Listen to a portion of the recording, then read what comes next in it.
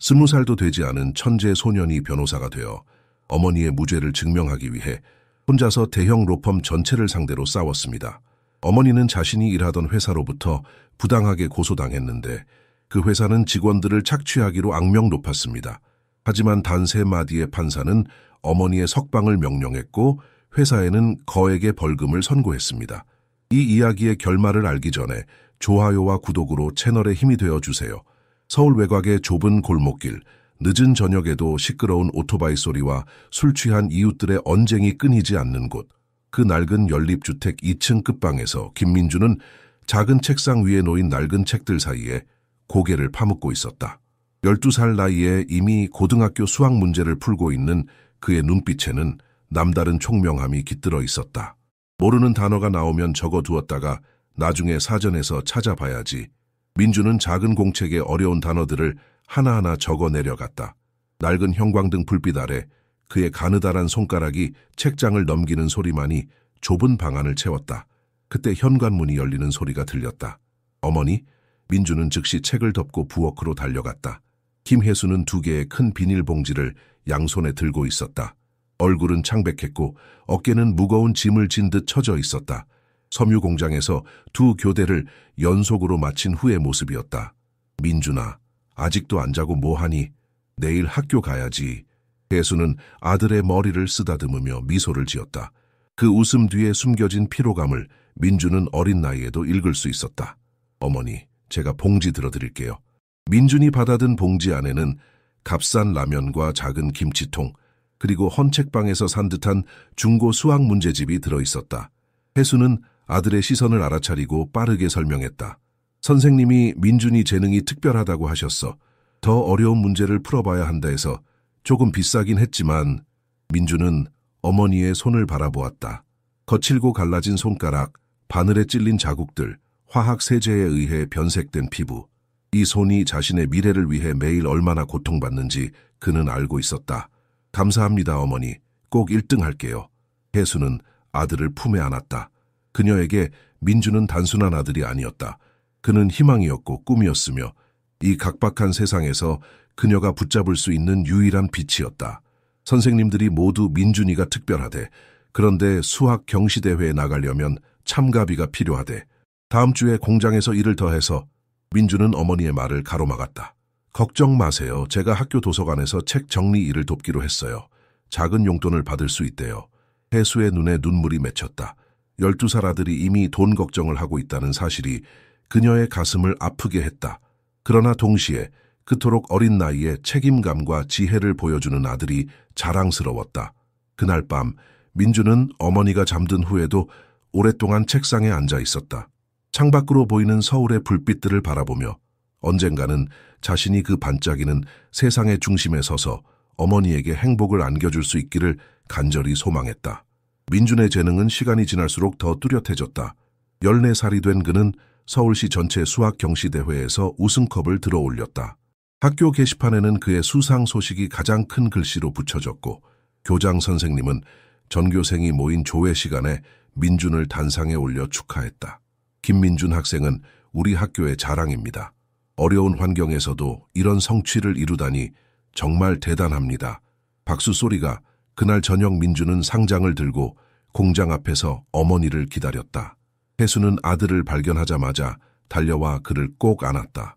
우리 아들, 너무 자랑스러워. 혜수의 손은 여전히 거칠었고 작업복에서는 염료 냄새가 났지만 민준에게는 세상에서 가장 따뜻한 포옹이었다. 그해 겨울 서울대학교 법과대학에서 주최한 청소년 법률 캠프에 참가할 기회가 찾아왔다. 혜수는 참가비를 마련하기 위해 야간 근무를 자청했다. 민주는 어머니의 희생을 알았기에 더욱 열심히 준비했다. 캠프 첫날 민주는 법학 교수 한 분의 눈에 띄었다. 이진우 교수는 민준의 예리한 질문과 논리적 사고에 감탄했다. 자네 몇 살인가? 14살입니다, 교수님. 이 교수는 놀란 표정을 감추지 못했다. 어린 나이에 이런 통찰력을. 법학에 관심이 있나? 민주는 잠시 생각에 잠겼다. 그는 대답하기 전에 어머니의 얼굴을 떠올렸다. 저는 정의가 무엇인지 알고 싶습니다. 왜 어떤 사람들은 열심히 일해도 가난한지, 왜 법이 모든 사람을 평등하게 보호하지 못하는지 궁금합니다. 이 교수의 눈빛이 변했다. 자네는 특별해. 앞으로 우리 법대 수업에 방청생으로 참여해보지 않겠나? 그 제안은 민준의 인생을 바꿔놓았다. 이후 그는 일주일에 2번 학교 수업이 끝난 후 버스를 타고 대학 캠퍼스로 향했다. 자신보다 훨씬 나이 많은 대학생들 사이에서 그는 법의 원칙과 사례들을 흡수했다. 집에 돌아오면 항상 늦은 시간이었다. 어느 날 밤 민준은 어머니가 식탁에 엎드려 잠든 모습을 발견했다. 테이블 위에는 차가워진 김치찌개와 함께 접힌 종이가 있었다. 펼쳐보니 공과금 고지서였고 빨간색으로 체납 최종 통지라는 글씨가 선명했다. 민준은 어머니의 어깨에 이불을 덮어주며 속으로 다짐했다. 어머니 조금만 더 참으세요. 제가 꼭 성공해서 어머니의 모든 희생에 보답할게요. 그날 밤 민준은 아직 풀리지 않은 법학 문제를 붙잡고 새벽까지 불을 밝혔다. 창 너머로 보이는 차가운 겨울 별들이 그의 결심만큼이나 단단하게 빛나고 있었다. 새벽 4시, 서울의 하늘은 아직 어둠에 잠겨 있었다. 혜수는 알람 소리가 울리기도 전에 눈을 떴다. 온몸이 쑤셨지만 그녀는 습관처럼 일어나 작은 부엌으로 향했다. 민준이 하루 종일 먹을 도시락을 준비해야 했다. 민준아, 일어날 시간이야. 방문을 살짝 열고 들여다보니 민준은 이미 책상에서 공부하고 있었다. 그는 한밤중에 잠시 눈을 붙인 후 새벽부터 다시 책을 펼친 것이었다. 어머니 벌써 일어나셨어요? 조금 더 주무세요. 혜수는 대답 대신 미소만 지었다. 그녀는 재빨리 김치볶음밥과 계란말이를 만들었다. 도시락을 싸면서 냉장고에 남은 음식이 거의 없음을 발견했지만 월급날까지 아직 일주일이 남아 있었다. 어머니 오늘 늦게 들어올게요. 법학 스터디 모임이 있어요. 민준의 말에 혜수는 걱정스러운 얼굴로 고개를 끄덕였다. 너무 무리하지 마. 밥은 꼭 챙겨 먹고. 그렇게 말하고는 혜수는 낡은 가방을 들고 집을 나섰다. 새벽 버스는 이미 노동자들로 가득 차 있었다. 창문에 머리를 기대고 그녀는 잠시 눈을 감았다. 공장까지는 1시간이 넘게 걸렸다. 섬유 공장의 문을 열자마자 귀를 찢는 기계음이 그녀를 맞이했다. 선반 위에는 어제 마무리하지 못한 작업물들이 그대로 놓여 있었다. 김 반장님, 어제 야간조가 또 물량을 못 맞췄나 봐요. 옆자리 동료가 한숨을 쉬며 말했다. 혜수는 묵묵히 작업복으로 갈아입고 기계 앞에 섰다. 오늘도 목표량을 채우지 못하면 급여에서 공제될 것이다. 한편 민준은 학교 수업이 끝난 후 바로 특별 수학 그룹으로 향했다. 그곳에서 2시간을 보낸 후 그는 다시 버스를 타고 서울대 법대 건물로 갔다. 저녁 7시 그는 법학 동아리의 방청생으로 참석했다. 김민준, 네가 지난번에 제기한 헌법 해석 문제에 대해 더 논의해보자. 교수님의 말에 민준은 긴장한 표정으로 고개를 끄덕였다. 주변의 대학생들이 그를 주목했다. 그들보다 훨씬 어린 고등학생이 법정 논쟁에서 뛰어난 통찰력을 보이는 것이 놀라웠기 때문이다. 밤 10시가 넘어 집에 돌아온 민준은 식탁 위에 놓인 쪽지를 발견했다. 냉장고에 찌개 있어. 데워 먹어. 늦게 들어갈 거야. 엄마 민준은 쪽지를 손에 꼭 쥐었다. 어머니는 또 야간 근무를 자청한 것이었다. 모두 자신의 학비와 교재비를 위해서였다. 그날 밤 그는 공부를 하다 깜빡 잠이 들었다. 새벽 2시 현관문이 열리는 소리에 잠에서 깼다. 어머니가 힘없이 들어오는 소리, 그리고 화장실에서 흐르는 물소리. 민준은 방문을 살짝 열어 복도를 내다보았다. 혜수는 거울 앞에서 손목을 문지르고 있었다.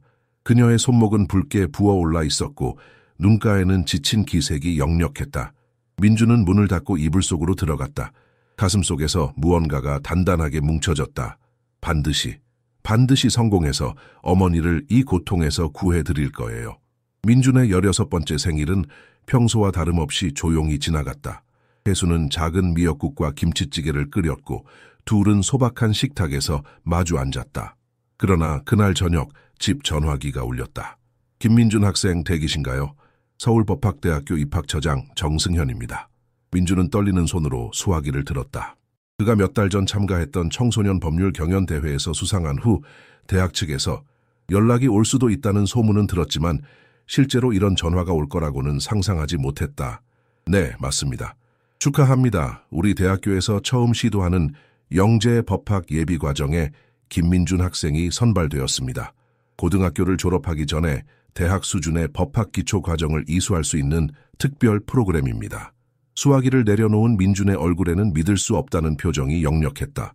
혜수는 아들의 얼굴을 보고 무슨 일인지 직감했다. 합격했구나. 민주는 고개를 끄덕이며 어머니에게 달려가 안겼다. 그러나 기쁨도 잠시 혜수의 표정이 굳어지는 것을 보았다. 등록금은 얼마나 하니? 민준의 마음이 무거워졌다. 장학금이 있지만 교재비와 교통비, 추가 학습 자료 비용 등은 여전히 부담이었다. 혜수는 아들의 생각을 읽은 듯 재빨리 말했다. 걱정 마. 엄마가 어떻게든 해결할게. 다음 날부터 혜수는 공장에서 추가 근무를 신청했다. 민주는 이제 고등학교 수업과 대학 예비 과정을 병행해야 했다. 아침 일찍 학교에 가서 오후 3시에 수업을 마치면 버스를 타고 법대로 향했다. 그곳에서 저녁 7시까지 기초법학 수업을 듣고 도서관에서 밤 10시까지 공부한 후 집으로 돌아왔다. 박 교수님, 이 불법 행위 책임의 기준에 대해 더 질문이 있습니다. 수업이 끝난 후에도 민주는 교수들을 붙잡고 질문을 쏟아냈다. 처음에는 어린 학생의 호기심으로 치부하던 교수들도 점차 그의 통찰력에 감탄하기 시작했다. 한 달이 지나자 민준에게 특별한 제안이 들어왔다. 김인준 군 1학년 학생들의 법학 입문 스터디 그룹 보조로 활동해 보겠나? 작은 활동비가 지급될 걸세. 민준의 눈이 빛났다. 이것은 단순한 학업적 인정을 넘어 실질적인 도움이 될 수 있는 기회였다. 그날 저녁 그는 받게 될 소액의 활동비를 어떻게 어머니에게 전할지 생각하며 집으로 향했다. 집에 도착하자 거실 불이 꺼져 있었다. 부엌에 들어서니 테이블 위에 쪽지가 놓여 있었다. 민준아, 계좌에 돈 조금 넣어뒀어. 이번 주 교재비에 쓰렴. 내일 아침에 갈게. 사랑해. 민준은 어머니가 밤샘 근무를 하고 있다는 것을 알았다. 창문 너머 어둠 속에서 불빛이 깜빡이는 공장 단지를 바라보며 그는 주먹을 꽉 쥐었다. 언젠가는 어머니가 그런 곳에서 밤을 새우지 않아도 되는 날이 올 것이다. 그 날을 위해 그는 오늘도 책상 앞에 앉아 두꺼운 법전을 펼쳤다. 겨울이 깊어지면서 공장 사정은 급격히 악화되었다. 경영난을 이유로 인원 감축이 시작됐고 많은 동료들이 하루아침에 일자리를 잃었다. 남은 인력으로 생산량을 맞추기 위해 혜수는 추가 근무를 해야만 했다. 김 반장님, 오늘도 야간 남아주실 수 있죠? 내일은 주말이니까 쉬실 수 있잖아요. 공장장의 말에 혜수는 거절할 수 없었다. 거절한다면 다음 인원 감축 대상이 될 수도 있었다. 그녀의 하루는 16시간으로 늘어났고 집에 돌아오면 겨우 샤워를 하고 쓰러지듯 잠들었다. 어느 날 저녁 민준이 집에 돌아오자 현관문 손잡이에 걸린 봉투가 보였다. 열어보니 전기세 체납 고지서였다. 3회 미납 시 전기 공급이 중단됩니다. 민준은 속으로 고민했다. 법대 스터디 보조로 받는 돈은 교통비와 점심값을 겨우 충당할 정도였다. 다음 날 아침 민준은 용기를 내어 법대 교수를 찾아갔다. 교수님, 혹시 제가 할 수 있는 다른 일이 있을까요? 논문 정리나 자료 조사 같은 것이라도. 교수는 안타까운 표정으로 민준을 바라보았다. 민준이, 네 상황이 어렵다는 것을 알지만 지금은 공부에 집중해야 할 때야. 네 재능으로는 20세 전에 졸업할 수도 있어. 그때가 되면 모든 게 달라질 거야. 민준은 고개를 숙였다. 교수의 말이 맞다는 것을 알면서도 당장의 현실이 무거웠다. 그날 밤 민준은 어머니가 집에 돌아오는 소리에 잠에서 깼다. 그는 방문을 살짝 열고 복도를 내다보았다. 혜수는 부엌 의자에 앉아 등을 문지르고 있었다. 얼굴은 창백했고 입술은 파르르 떨렸다. 어머니, 민준의 목소리에 혜수는 급히 표정을 바꾸었다. 아, 깼구나. 배고프지? 라면이라도 끓여줄까? 괜찮아요. 어머니, 허리가 많이 아프세요. 혜수는 미소를 지으려 했지만 그 미소가 곧 일그러졌다. 괜찮아. 조금 쉬면 나아질 거야. 그러나 민준은 어머니의 손이 떨리는 것을 놓치지 않았다. 다음 날 아침 그는 몰래 어머니의 약봉지를 들여다보았다. 진통제라고 쓰인 알약들이 들어있었다.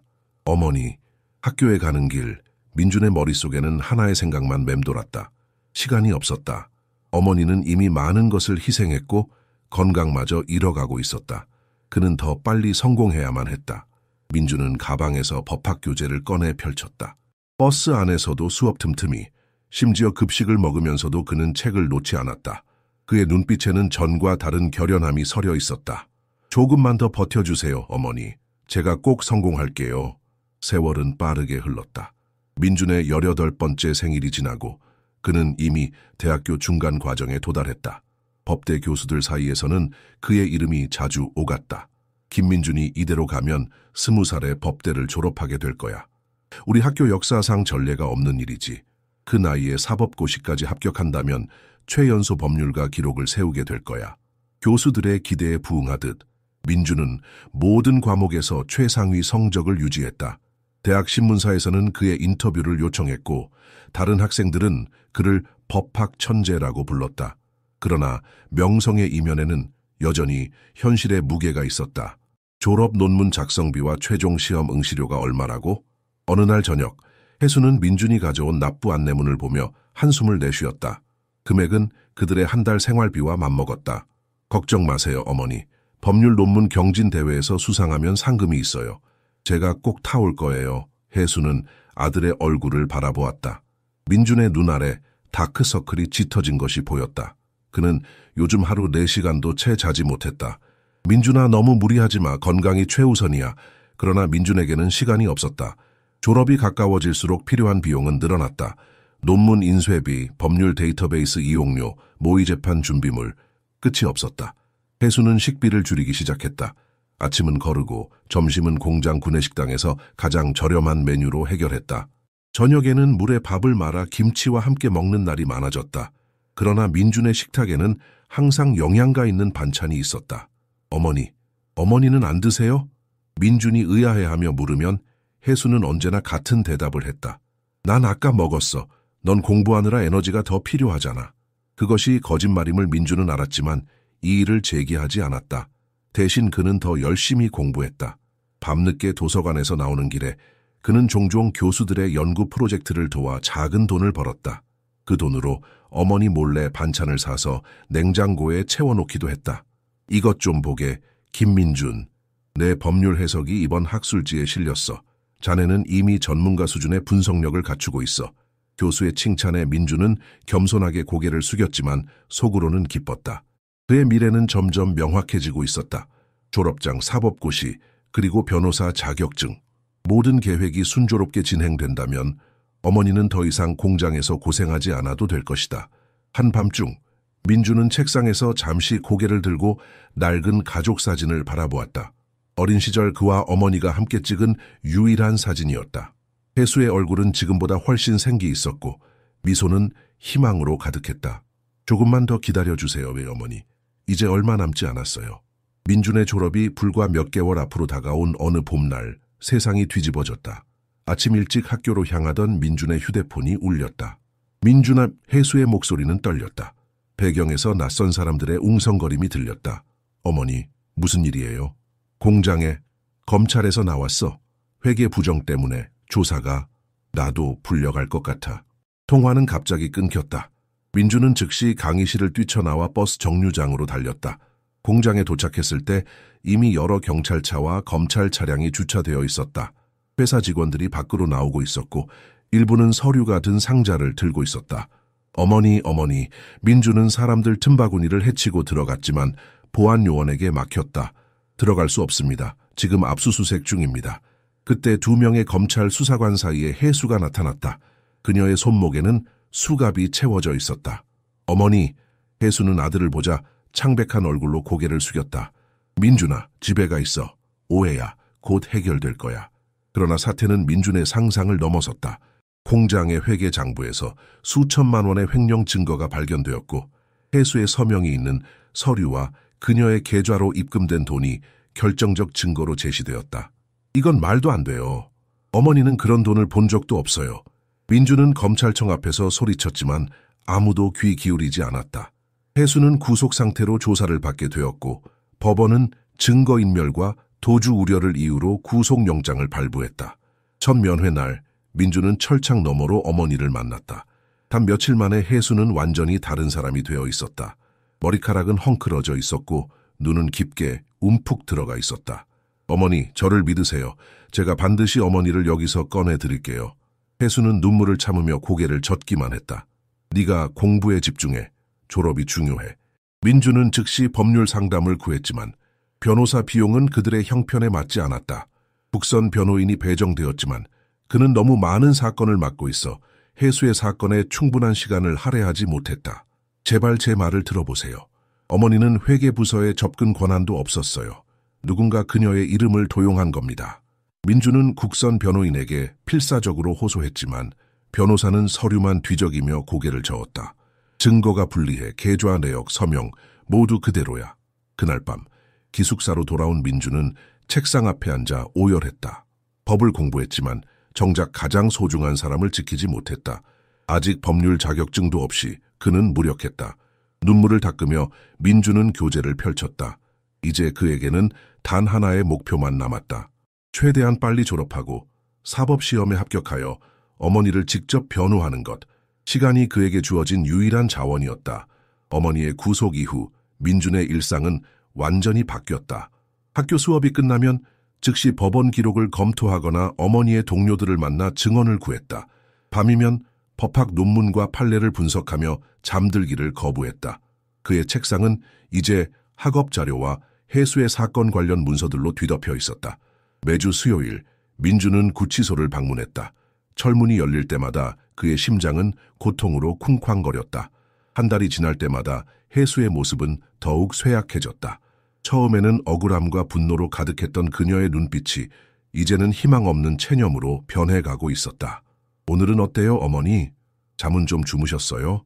해수는 억지로 미소를 지으며 고개를 끄덕였다. 내연 어때?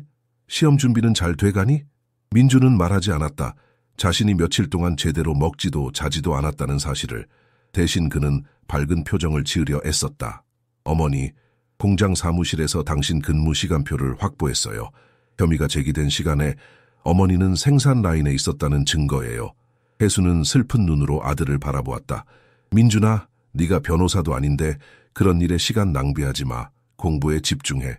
저는 포기 안 해요. 국선 변호사는 아무것도 안 해요. 사건 기록도 제대로 읽지 않았다고요.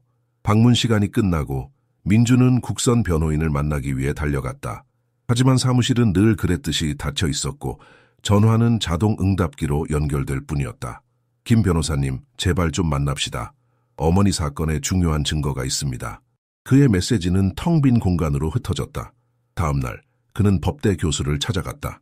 박 교수님, 어머니가 결백하다는 걸 증명할 방법이 있을까요? 제가 아직 변호사가 아니라서. 교수는 안타까운 표정으로 민준의 어깨를 두드렸다. 법정에서 인정받으려면 자격이 필요해. 지금 네가 할 수 있는 건 공부를 마치고 시험에 합격하는 것뿐이야. 집으로 돌아가는 버스 안에서 민준은 창밖의 빗방울을 바라보았다. 각 빗방울마다 어머니의 슬픈 눈동자가 비쳤다. 그는 자신의 무력함에 주먹을 꽉 쥐었다. 그날 밤 민준은 수면제의 유혹을 물리치고 책상에 앉았다. 캘린더에 졸업까지 남은 날짜를 하나씩 지워나가며 그는 다짐했다. 어머니, 절대 포기하지 마세요. 제가 반드시 구해드릴게요. 그때까지 꼭 견뎌주세요. 민준의 졸업식 날이 드디어 왔다.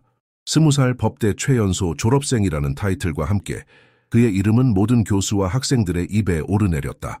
강당은 축하하는 가족들로 가득 찼지만 민준의 자리 옆에는 아무도 없었다. 김민준 학생, 법학과 수석 졸업. 교수의 호명에 민준은 천천히 단상으로 올라갔다. 우렁찬 박수 소리 속에서도 그의 귀에는 어머니의 목소리만 들리는 듯했다. 우리 아들 최고야. 졸업장을 받아들며 그는 객석을 향해 미소 지었지만 그의 눈은 텅 빈 의자를 찾았다. 그 자리엔 어머니가 있어야 했다. 그 순간 모든 성취가 텅 빈 메아리처럼 느껴졌다. 축하해, 민준아. 정말 대단해. 동기들의 축하를 받으며 그는 공손히 고개를 숙였다. 하지만 그의 마음은 이미 다음 단계를 향해 달리고 있었다. 졸업식이 끝나자마자 민주는 법원으로 향했다. 혜수 씨, 오늘 특별한 면회객이 왔어요. 교도관의 안내로 나온 혜수는 학사모를 쓴 민준을 보고 눈물을 터뜨렸다. 유리벽 너머로 그녀는 아들의 졸업가운을 바라보았다. 우리 아들 정말 자랑스러워. 혜수의 목소리는 떨렸다. 민준은 졸업장을 유리에 바짝 대고 보여주었다. 어머니, 이제 사법시험만 통과하면 돼요. 그러면 제가 직접 어머니를 변호할 수 있어요. 혜수는 아들의 결연한 눈빛에 담긴 약속을 느꼈다. 처음으로 그녀의 눈에 희망의 빛이 돌아왔다. 그날부터 민준의 생활은 더욱 치열해졌다. 낡은 원룸에서 그는 사법시험 준비에 매달렸다. 벽에는 시험일까지 남은 날짜를 적은 달력이 붙어 있었고 매일 하나씩 숫자를 지워나갔다. 합격해야 해, 반드시. 그의 눈 아래 다크서클은 더 깊어졌고 수염은 자랐다. 식사는 컵라면과 김밥으로 대충 해결했다. 단 한순간도 낭비할 수 없었다. 시험 당일 민주는 새벽부터 일어나 어제 밤 마지막으로 검토한 노트를 한 번 더 훑어보았다. 손은 떨렸지만 마음은 단단했다. 김민준 씨 합격을 축하합니다. 결과가 발표된 날 그는 즉시 구치소로 달려갔다. 어머니 앞에서 합격증을 보여주며 그는 오랜만에 진심으로 웃었다. 어머니, 이제 제가 어머니의 변호사예요. 이제부터 모든 일을 제가 맡을게요.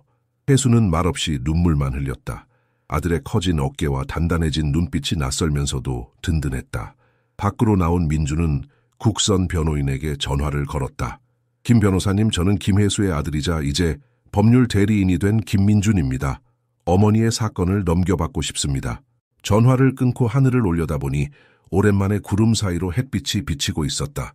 진짜 싸움은 이제부터였지만 그의 가슴에는 오랜만에 따스한 희망이 피어올랐다. 민주는 변호사 배지를 가슴에 달고 법원 계단을 올라갔다.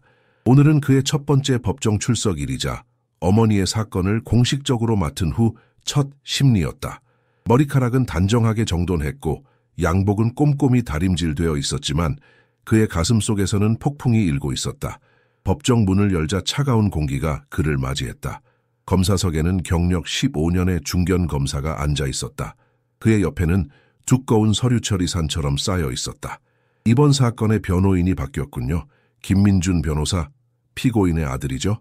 검사의 말에 법정 안의 모든 시선이 민준에게 쏠렸다. 일부 방청객들은 속삭이기 시작했다.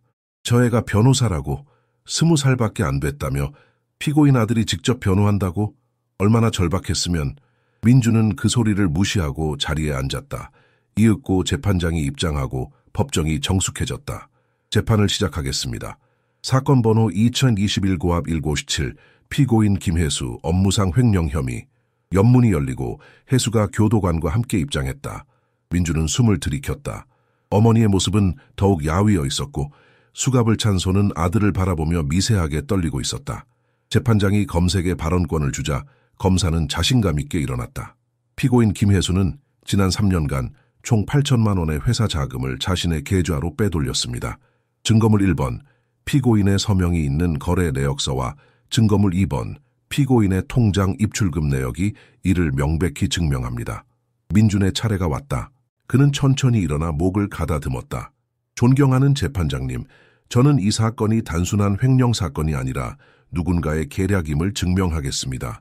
피고인은 회사의 회계 시스템에 접근 권한조차 없었으며 거래 내역서에 있는 서명은 위조되었습니다. 민준은 준비해온 서류를 제출했다. 어머니의 근무 시간표와 회사 출입 기록이었다. 피고인이 거래를 승인했다는 시간에 그녀는 생산 라인에서 근무 중이었습니다. 물리적으로 불가능한 일입니다. 검사가 코웃음을 쳤다. 초보 변호사의 허술한 주장이군요. 공범이 있었을 가능성은 생각해보지 않았나요? 민주는 흔들리지 않고 또 다른 서류를 꺼냈다. 회사의 보안 카메라 영상을 요청했습니다. 해당 날짜 피고인이 회계실에 출입한 기록이 전혀 없습니다. 재판장은 서류를 검토하며 고개를 끄덕였다. 흥미로운 주장입니다. 하지만 더 확실한 증거가 필요합니다. 다음 심리일까지 양측은 추가 자료를 준비해 주시기 바랍니다. 법정을 나서는 민준의 어깨는 무거웠다. 첫 변론이 완벽하지는 않았지만 의심의 씨앗은 심었다. 어머니와 잠시 면회할 시간이 주어졌다. 민준아, 너무 무리하지 마. 네가 이렇게 나서는 것만으로도 충분해. 민준은 어머니의 손을 꼭 잡았다. 어머니, 반드시 진실을 밝혀낼게요. 제가 누구보다 어머니를 잘 알잖아요. 어머니는 결코 그런 일을 하지 않았을 거예요. 법정에서 나온 민준은 즉시 행동에 들어갔다. 법원에서 받은 제한적 증거 수집 허가를 가지고 그는 공장으로 향했다.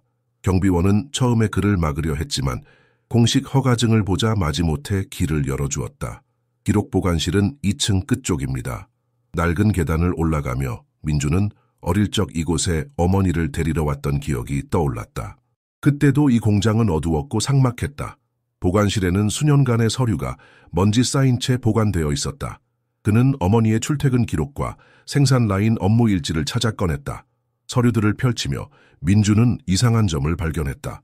어머니의 이름으로 된 금융 거래가 있던 날 생산 라인 일지에는 그녀가 12시간 연속 근무했다고 기록되어 있었다. 그녀가 회계실에 갈 시간이 물리적으로 없었던 것이다. 무언가 잘못됐어.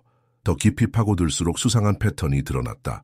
횡령이 의심되는 날짜마다 회계 시스템에는 혜수의 아이디로 접속한 기록이 있었지만 그 시간에 그녀는 항상 생산 라인에 있었다. 누군가 그녀의 계정을 사용하고 있었다. 흥미로운 발견에 매료된 민주는 문득 어린 시절 기억이 떠올랐다. 초등학교 시절 어머니가 종종 눈물을 흘리며 집에 돌아왔던 날들이 있었다. 팀장이 또 비밀번호를 물어봤어. 왜 자꾸 물어보는지 모르겠어.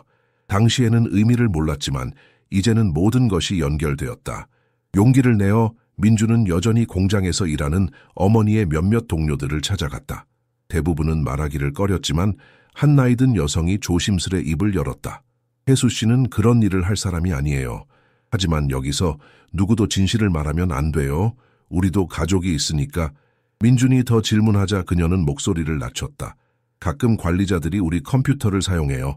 시스템 점검이라고 하면서요. 그리고 나중에 우리 보고 서류에 사인하라고 해요. 무슨 내용인지도 모른 채 그 순간 민준의 가슴이 쿵쾅거렸다. 이것이 단서였다. 그는 공장 관리층의 이름과 직위가 적힌 차트를 살펴보았다. 최상위 관리자들 중 일부는 혜수가 체포되었을 때 갑자기 퇴직했거나 다른 지점으로 정은되었다. 사무실을 나오는 길에 민주는 불편한 시선을 느꼈다. 현 공장장이 복도 끝에서 그를 노려보고 있었다. 그들의 눈이 마주치자 공장장은 휴대폰을 꺼내 누군가에게 전화를 걸었다. 민주는 본능적으로 서둘러 건물을 빠져나왔다. 그가 모은 서류를 가방에 단단히 넣으며 한 가지 사실이 분명해졌다. 어머니는 단지 누군가의 교묘한 계획의 희생양이었을 뿐이다. 그리고 그 누군가는 자신이 이 사건을 파헤치는 것을 원치 않았다. 민준의 아파트 문 아래로 작은 봉투가 밀려 들어왔다. 그는 조심스럽게 열어보았다. 이미 벌집을 건드렸다. 이대로 물러서지 않으면 벌에 쏘일 것이다. 메시지에는 발신자도 서명도 없었다. 가슴이 쿵쾅거렸다. 누군가 그의 움직임을 감시하고 있었다. 다음 날 아침 휴대폰에 발신자 표시 없는 전화가 걸려왔다. 김 변호사, 상자 안을 들여다보면 좋을 게 없습니다. 특히 당신처럼 경력이 없는 사람에게는. 민주는 숨을 깊게 들이마셨다. 제가 누구와 대화하고 있는지 알 수 있을까요? 중요한 건 당신이 어머니를 걱정한다면 이 사건에서 손을 떼야 한다는 겁니다. 법정에서 이길 가능성은 없어요. 오히려 더 많은 사람들이 다칠 뿐이죠. 전화가 끊겼다. 민주는 떨리는 손으로 메모를 했다. 협박자의 목소리, 말투, 모든 것을 기억하려 했다. 이 협박은 오히려 그가 옳은 방향으로 가고 있다는 증거였다. 도움이 필요했다. 그는 법대 시절 자신을 지도했던 박 교수에게 연락했다. 교수님, 제가 지금 어머니 사건을 맡고 있는데 이상한 일들이 계속 일어나고 있어요. 교수는 그를 한적한 카페로 불렀다. 민준아, 내 어머니 근무하던 공장은 정치적으로 연결된 인물들이 운영해. 그들이 횡령한 돈은 네가 알고 있는 것보다 훨씬 클 수 있어. 그럼 어떻게 해야 할까요? 증거를 여러 곳에 분산해 두는 게 좋겠다. 그리고 혼자 다니지 마. 내가 몇몇 동료들에게 이야기해 도움을 줄 수 있게 할게. 다음 날 민주는 구치소에서 어머니를 만났다. 혜수의 모습은 더욱 초라해져 있었다. 머리카락은 희끗희끗 새하얗게 변해가고 있었고 얼굴은 창백했다. 어머니 무슨 일 있으세요? 건강이 많이 안 좋아 보여요. 혜수는 억지로 미소를 지었다. 괜찮아. 그냥 잠을 잘 못 잘 뿐이야. 그러나 민주는 어머니의 떨리는 손과 갈라진 입술을 보았다. 구치소 의무실에서 제대로 된 치료도 받지 못하고 있는 것이 분명했다. 조금만 더 참으세요. 제가 반드시 진실을 밝힐게요. 면회가 끝나고 민주는 법대 도서관으로 향했다. 그의 옛 교수들 중 몇몇이 비공식적인 법률 자문단을 구성해 주었다. 그들은 비슷한 횡령 사건의 판례를 찾고 증거 수집 전략을 세우는 데 도움을 주었다. 밤늦게 돌아오는 길, 민주는 자신이 누군가에게 미행당하고 있다는 느낌을 지울 수 없었다. 어둠 속에서 그림자가 그를 따라오는 것 같았다. 발걸음을 재촉하며 그는 결심했다. 협박으로 날 멈출 수는 없어.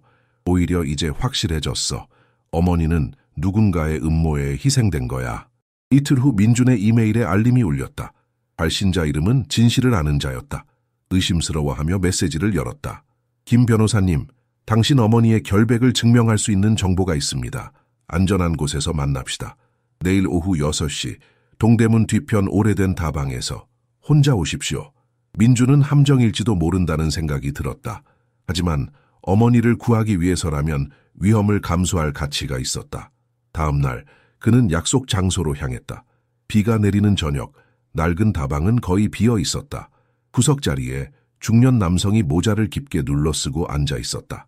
민준이 다가가자 남자는 주변을 살피며 긴장한 기색을 보였다. 앉으세요, 김 변호사님. 민준은 조심스럽게 의자에 앉았다. 당신은 누구시죠? 그건 중요하지 않습니다. 저는 공장 회계팀에서 15년 일했습니다. 당신 어머니가 체포되던 날 저는 모든 것을 지켜봤죠. 남자는 주위를 다시 한번 살핀 후 작은 USB를 테이블 밑으로 민준에게 건넸다. 여기 안에는 진짜 범인들의 이메일과 거래 내역이 있습니다. 그들은 당신 어머니의 이름을 이용해 수년간 자금을 빼돌렸어요. 회계팀 컴퓨터에 접근할 수 있는 건 관리자 3명뿐이었습니다. 민준의 심장이 빠르게 뛰었다. 왜 이제서야 나서시는 거죠? 남자는 잠시 침묵했다. 저도 그들이 두려웠습니다. 하지만 당신이 포기하지 않는 모습을 보고 용기가 생겼어요. 당신 어머니는 항상 친절했습니다. 그런 사람이 감옥에 있는 건 제 양심이 허락하지 않네요. 민준은 USB를 꽉 쥐었다. 이걸로 충분할까요? 결정적인 증거는 아직 공장 안에 있습니다. 회계실 금고 안작은 노트북이에요. 거기엔 모든 비밀 거래가 기록되어 있습니다. 문제는 접근하기가 거의 불가능하다는 겁니다. 민준은 희망과 불안이 교차하는 마음으로 물었다. 어떻게 하면 그 노트북을 확보할 수 있을까요? 금요일 밤에 재고 조사가 있습니다. 그때 경비가 느슨해집니다. 하지만 위험합니다. 그들이 당신을 감시하고 있다는 걸 잊지 마세요. 만남을 마치고 걸어 나오는 길, 민준은 흥분을 감출 수 없었다. 드디어 어머니의 결백을 증명할 결정적 증거가 눈앞에 있었다. 동시에 등줄기를 타고 공포가 올라왔다. 그가 움직일수록 위험은 커질 테고 어머니 역시 더 위험해질 수 있었다. 아파트로 돌아온 민준은 USB의 내용을 여러 곳에 백업했다. 그리고 만일의 사태에 대비해 박 교수에게도 한 카피를 맡겼다. 결정적인 증거를 확보하기 위한 계획을 세우면서 그는 결연한 표정으로 창밖을 바라보았다. 이제 진실이 드러날 차례야. 금요일 밤, 민준은 공장 담벼락 뒤에서 숨을 죽이고 있었다. 재고 조사가 시작되면서 직원들이 분주하게 움직였다. 그는 유인물에 적힌 대로 뒷문으로 향했다. 회계실까지 가는 길은 위험천만했지만 어머니를 위해 그는 두려움을 억눌렀다. 그로부터 이틀 후 법원에서 새로운 심리가 열렸다. 민준은 전과 다른 모습이었다. 자신감 있게 법정에 들어서며 그는 새로운 증거 파일을 법원에 제출했다. 존경하는 재판장님, 저희는 결정적인 증거를 발견했습니다. 어머니의 사건은 단순한 횡령이 아닌 고위 관리자들에 의한 조직적 범죄의 일부입니다. 검사는 비웃듯 말했다. 김 변호사, 증거는 어디서 얻었습니까? 합법적 절차를 통해 수집된 것인지 의문이군요. 모든 증거는 법원의 허가 아래 수집되었습니다. 여기 USB에는 실제 범인들의 이메일 교환과 계좌 아이체 내역이 담겨 있습니다. 그리고 민주는 잠시 숨을 고르고 계속했다. 회계실 금고에서 발견된 진짜 회계 기록이 담긴 노트북도 있습니다. 법정이 술렁였다. 재판장은 안경을 고쳤으며 관심을 보였다. 흥미롭군요. 이 증거들을 검토할 시간이 필요합니다. 검사는 즉시 반박했다. 이 모든 증거는 출처가 불분명합니다. 조작되었을 가능성도 있습니다. 민주는 차분하게 대답했다. 증거의 진위를 확인할 디지털 포렌식 전문가도 준비되어 있습니다. 모든 파일의 메타데이터는 수정되지 않았음을 증명할 수 있습니다. 재판장은 고개를 끄덕였다. 증거 검토를 위해 2주간 휴정하겠습니다. 그동안 검찰 측에서도 이 새로운 증거를 철저히 조사하기 바랍니다. 복도에서 검사가 민준에게 다가왔다. 김 변호사, 자네 스스로 위험한 게임을 하고 있군. 이 사건엔 보이는 것보다 훨씬 더 큰 세력이 연루되어 있다네. 민준은 흔들리지 않고 검사의 눈을 똑바로 바라보았다. 저는 진실만을 원합니다. 그리고 어머니의 결백을 증명할 것입니다. 구치소로 향하는 차 안에서 민준은 어머니에게 줄 소식을 정리했다. 좋은 소식을 전하면 어머니의 얼굴에 희망이 다시 피어날 것이다. 면회실에 들어서자 혜수는 평소보다 더 지쳐 보였다. 그러나 민준이 법정에서 있었던 일을 전하자 그녀의 눈에 처음으로 진정한 희망의 빛이 돌아왔다. 정말이니? 네가 그런 증거를 찾았다고? 민준은 고개를 끄덕였다. 어머니, 이제 시간 문제예요. 진실이 밝혀질 거예요. 혜수는 아들의 손을 꼭 잡았다. 그녀의 손은 여전히 차갑고 마른 상태였지만 그 안에는 새로운 힘이 느껴졌다. 민준아, 네가 이렇게까지 해줄 줄은 몰랐어. 너는 정말 훌륭한 변호사가 되었구나. 그 말에 민준의 눈에 눈물이 맺혔다. 이제 모든 것이 제자리를 찾아가고 있었다. 하지만 그는 마지막 승리까지 여전히 많은 장애물이 남아있음을 알고 있었다. 2주간의 법정 휴정 기간, 민준은 한시도 쉬지 않았다. 공장 관리자들과 어머니의 전 동료들을 찾아다니며 진실을 증언할 사람을 찾았다. 대부분은 두려움에 입을 닫았지만 소수의 용감한 사람들이 민준의 편에 서기로 결심했다. 결정적인 날 법정은 방청객으로 가득 찼다. 이제 작은 사건이 아닌 대기업 내부의 거대한 비리를 다루는 공판이 되었기 때문이다. 민준은 증인석에 선 첫 번째 증인을 바라보았다. USB를 건네주었던 그 남자였다. 증인은 신분 보호를 요청했습니다. 법원은 이를 수락했으므로 얼굴과 이름은 공개되지 않을 것입니다. 재판장이 선언했다. 스크린으로 가려진 증인은 떨리는 목소리로 증언을 시작했다. 저는 공장 회계팀에서 15년간 일했습니다. 김혜수 씨는 결코 회계 시스템에 접근할 권한이 없었습니다. 3명의 고위 관리자들이 그녀의 아이디를 도용해 돈을 빼돌렸습니다. 증인은 세부 내용을 하나하나 설명했다. 어떻게 관리자들이 직원들의 정보를 도용했는지, 어떻게 서명을 위조했는지, 그리고 왜 혜수가 희생양으로 선택되었는지. 김혜수 씨는 가장 취약한 대상이었습니다. 홀어머니의 교육 수준이 낮고 법적 대응 능력이 없을 것으로 판단했기 때문입니다. 검사는 증인의 신뢰성에 의문을 제기했다. 당신은 왜 지금에서야 나타났습니까? 공범일 가능성은요? 민준이 즉시 일어났다. 하시습니다. 검사는 증인을 위협하고 있습니다. 재판장은 고개를 끄덕였다. 이에 수락합니다. 검사는 증인의 동기가 아닌 사실관계에 집중하십시오. 이어서 2명의 전문가가 증언대에 섰다. 한 명은 필적 감정사로 혜수의 서명이 위조되었음을 과학적으로 증명했다. 다른 한 명은 디지털 포렌식 전문가로 노트북에서 발견된 파일들의 진위를 확인해 주었다. 법정 분위기가 변하기 시작했다. 검사의 표정은 점점 굳어갔고 방청객들은 충격에 빠진 듯했다. 그때 예상치 못한 일이 벌어졌다. 증인석에 불려온 공장 관리자 중 한 명이 갑자기 일어났다. 더 이상 거짓말은 못하겠습니다. 사실입니다. 우리가 그녀를 이용했습니다. 법정이 술렁였다. 그의 고백은 마치 카드하우스가 무너지는 것처럼 모든 거짓을 허물어뜨렸다. 민주는 순간적으로 어머니를 바라보았다. 혜수에 얼마나 말라갔는지, 얼마나 고통받았는지 그 모든 시간이 그의 마음에 화살처럼 꽂혔다. 이제 마지막 한 걸음만 남았다. 그는 마지막 변론을 위해 자리에서 일어났다. 재판장님, 이제 분명합니다. 제 어머니는 결백합니다. 그녀는 단지 권력자들의 탐욕을 숨기기 위한 희생양일 뿐입니다. 민준의 마지막 변론이 끝나자 법정은 긴장감으로 가득 찼다. 재판장은 잠시 눈을 감고 생각에 잠겼다. 언론인들과 방청객들이 숨죽이며 기다리는 그 순간 법정 뒷문이 열리고 예상치 못한 인물이 들어왔다. 재판장님, 증인으로 서겠습니다. 모두의 시선이 문 쪽으로 향했다. 공장 최고 재무 책임자였던 박정훈이 걸어 들어왔다. 그는 혜수가 체포된 직후 갑자기 사직했던 인물이었다. 박정훈 씨, 당신은 소환되지 않았습니다. 검사가 당황한 목소리로 말했다. 알고 있습니다. 하지만 더는 양심의 가책을 견딜 수 없어 자진해서 왔습니다. 재판장은 잠시 고민하다가 고개를 끄덕였다. 증언을 허가합니다. 박정훈은 떨리는 손으로 선서를 했다. 김혜수 씨는 완전히 무고합니다. 모든 일은 제가 공장장과 이사회의 지시로 계획했습니다. 우리는 그녀의 계정을 도용해 3년간 회사 자금을 빼돌렸습니다. 그의 고백에 법정이 술렁였다.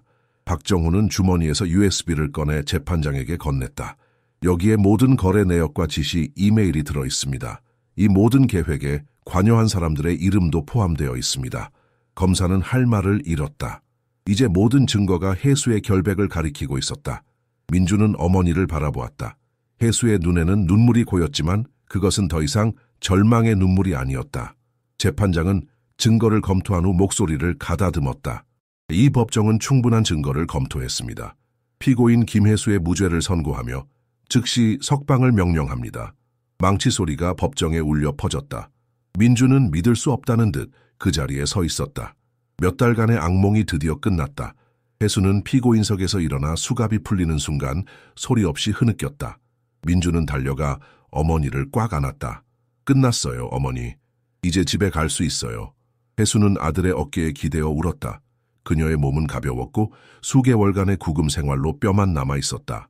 하지만 그녀의 눈에는 다시 생기가 돌아오고 있었다.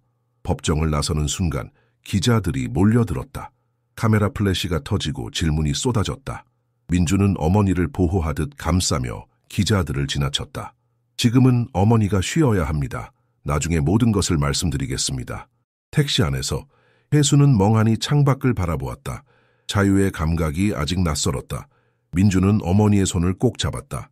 어머니, 이제 모든 게 달라질 거예요. 제가 약속드립니다. 집으로 향하는 길은 낯설게 느껴졌다. 혜수는 택시 창문 밖으로 흘러가는 서울의 거리를 마치 처음 보는 풍경처럼 바라보았다. 몇 개월 만에 보는 햇빛, 보행자들, 가로수의 푸른 잎사귀들, 모든 것이 생경했다.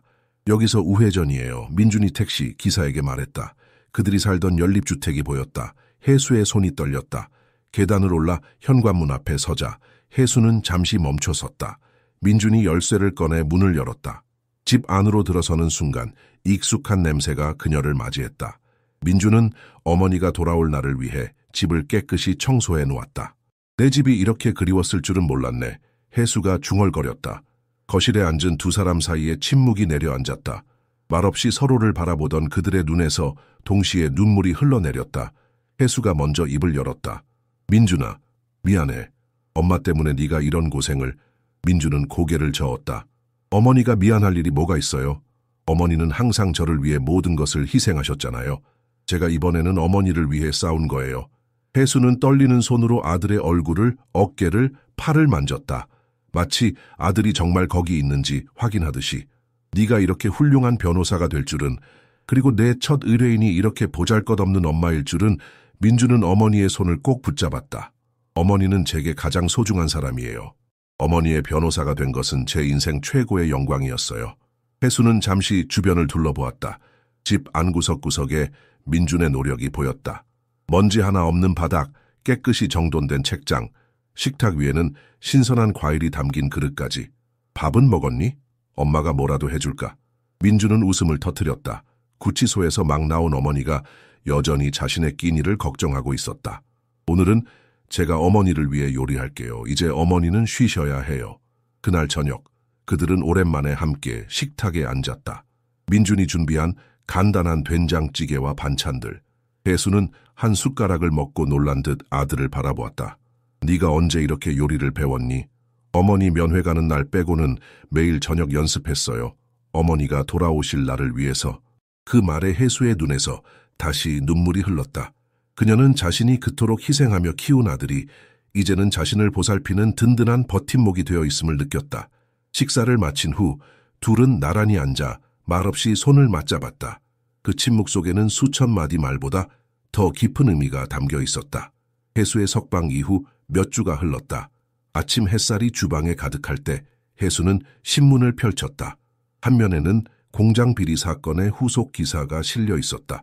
공장 고위 임원들이 체포되었고 대규모 회계 부정이 드러난 충격적인 사건으로 다뤄지고 있었다. 민준아, 여기 내 이름이 또 나왔어. 거실에서 서류를 정리하던 민준이 다가왔다. 신문에는 최연소 변호사 어머니 구하며 대기업 비리 폭로라는 제목 아래 그의 사진이 실려 있었다. 괜찮아요? 유명해져서? 혜수가 웃으며 물었다. 민준은 머리를 긁적이며 쑥스러워했다. 아직도 어색해요. 어제는 로펌에서 또 연락이 왔어요. 입사 제안이요. 혜수의 눈이 커졌다. 어떤 로펌? 강남의 대형 로펌이에요. 하지만 민주는 잠시 망설였다. 저는 작은 사무실을 열고 싶어요. 어머니처럼 도움이 필요한 사람들을 위한 변호사가 되고 싶어요. 혜수의 눈에 자부심이 어렸다. 그녀는 천천히 일어나 창가로 걸어갔다. 이제 그녀의 걸음걸이는 조금씩 힘을 되찾고 있었다. 동네 사람들의 반응도 달라졌다. 처음에는 의심의 눈초리로 그녀를 바라보던 이웃들이 이제는 존경의 눈빛으로 인사를 건넸다. 슈퍼마켓 주인은 그녀가 지나갈 때마다 신선한 과일을 하나씩 더 담아주었고 복지관에서는 그녀에게 명예회원증을 수여했다. 엄마, 병원에 가야 해요. 오늘 예약했어요. 민준의 말에 혜수는 고개를 끄덕였다. 구치소에서의 생활은 그녀의 건강을 심각하게 해쳤다. 허리 통증은 더 심해졌고 관절염도 악화되었다. 하지만 이제 그녀는 적절한 치료를 받을 수 있었다. 민준아, 나중에 사무실 볼 때 나도 데려가 줄래? 혜수가 조심스레 물었다. 민준은 놀란 표정으로 어머니를 바라보았다. 물론이죠. 근데 왜요? 내가 거기서 청소라도 도울까 해서. 민준이 웃음을 터뜨렸다.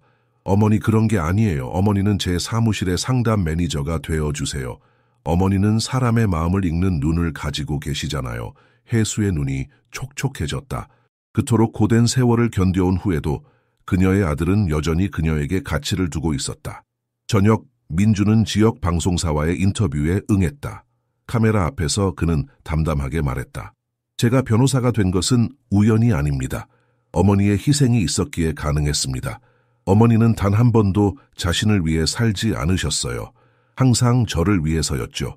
이제는 제가 어머니와 같은 분들을 위해 싸울 차례입니다. 카메라가 꺼진 후 그는 집으로 돌아와 혜수와 함께 차를 마셨다. 그들 앞에는 이제 새로운 길이 열려 있었다. 아픔은 여전히 남아있지만 그 고통이 빚어낸 결실 또한 분명했다. 민주는 어머니의 손을 잡으며 생각했다. 이것이 진정한 성공의 의미였다.